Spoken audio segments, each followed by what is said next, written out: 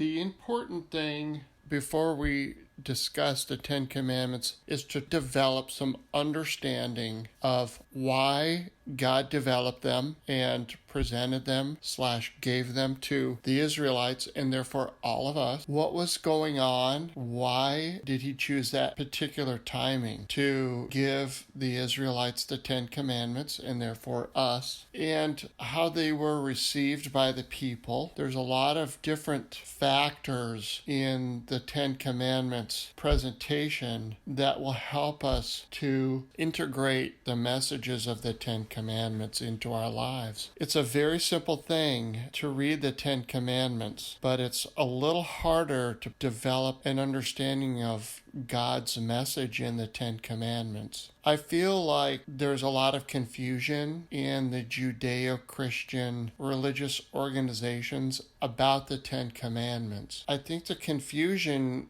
is not only in the churches and synagogues, but also from the people that are looking to read the Ten Commandments and gain something from them, even if they're so-called outsiders. And this would include atheists or someone that has a completely different religious background or an agnostic. One of the primary things that I would like to start with is the introduction to the Ten Commandments. Moses received the Ten Commandments. They were written by God in stone. I don't have any issue with that, and I hope that you don't either, but I think that logistically people have a hard time accepting that a divine being could write something in stone. Well, human beings can write in stone right now. And in fact, the technology exists to write the Ten Commandments in stone is pretty easily and pretty quickly done. So if you don't believe in God, you may have a hard time accepting that the Ten Commandments are written back then by someone that didn't have an earthly form. That's a lesser subject to me, and I don't want to be dismissive of it because it does seem sort of mythological. I get that. What I would submit to you is that God is a God of invention, science, and technology. How he's able to do things like that, it's not a conceptual leap for me because I see the miracles around me in the things that God created. I think that to create a hummingbird would be much harder than writing in stone. I have that sort of a belief system.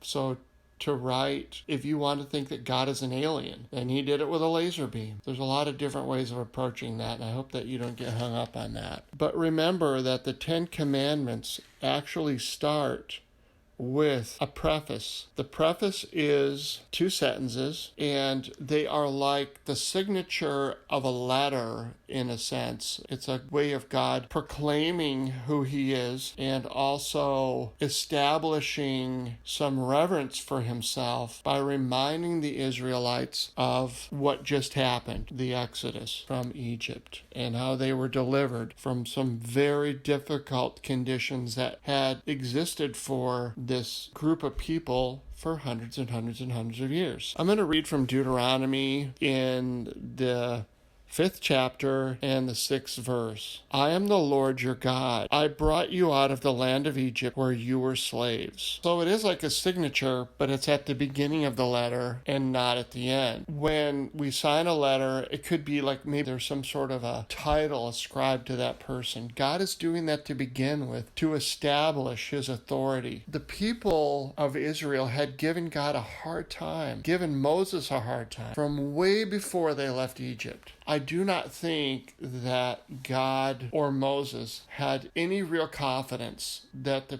people in general were going to embrace the idea of the Ten Commandments. They were nomadic people after they left Egypt. They had survivalist mentality. There was hundreds of thousands of them. There were priests and Levites, but there was no religious or socio-political organization compared to what we have now. Some people may not have found out about the Ten Commandments for a long time after Moses told everyone about them. The word took some time to get to every single person there. And for everyone to hear the Ten Commandments directly, to hear the words word by word and not have any sort of a lost in translation effect, it would have taken some time. The importance of each commandment is something that we're going to be talking about. Each of those commandments has got a multifaceted benefit for our lives. What commandment doesn't make any sense at all to you? They all make sense. But why did God put those 10 commandments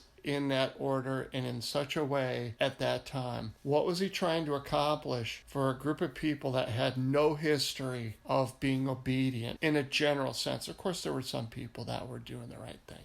Remember to be open-minded when you think about the 10 Commandments and the discussions that are going to follow.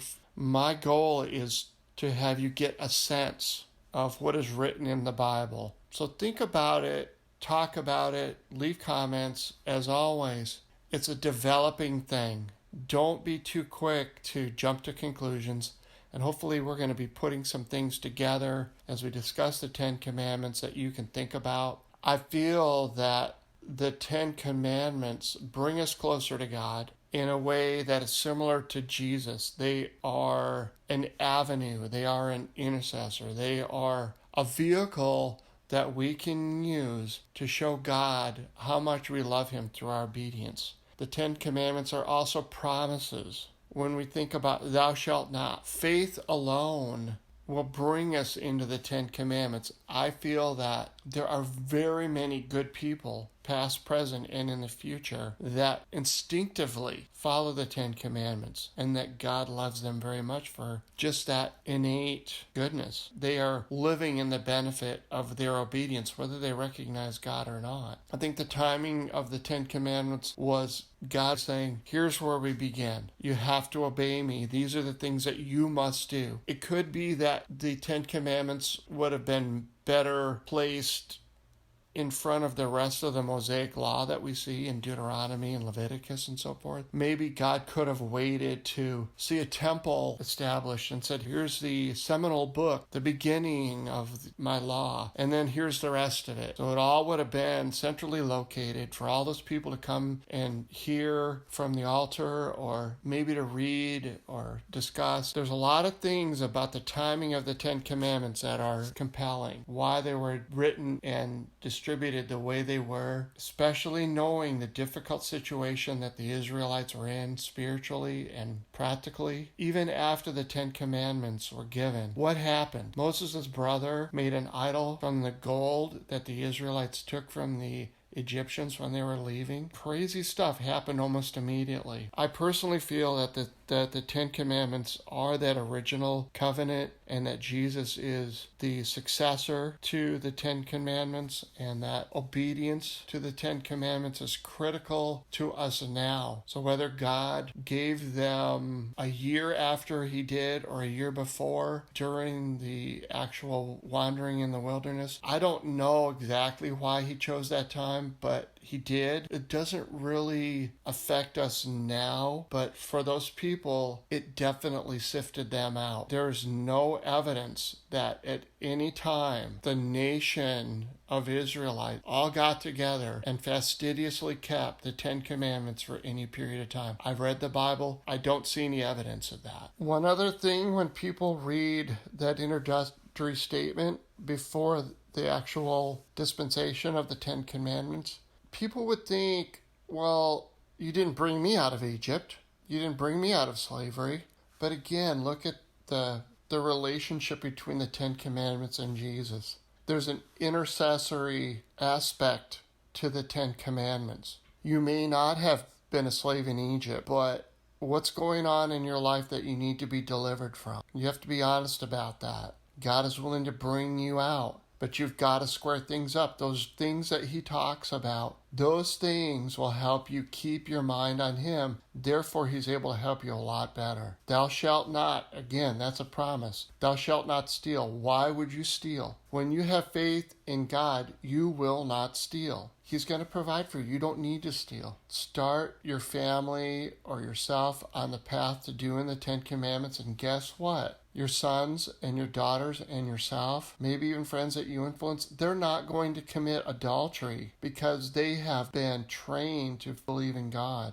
Maybe they'll never be married at all, but they will be content and they will love God, and they will see his everlasting reward because of their faithfulness and their obedience.